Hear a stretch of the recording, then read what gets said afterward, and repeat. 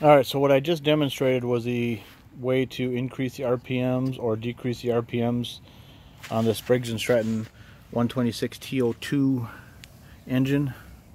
And what I did is, this spring right here is part of the linkage on the carburetor, and that spring is connected to this tab.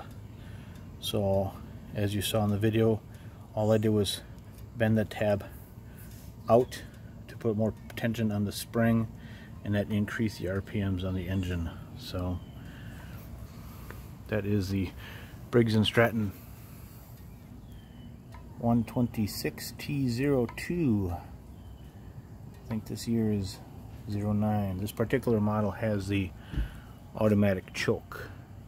So if you want to see how that automatic choke works, check out my other video on that. Alright? Hope this helped you out. Thanks for watching.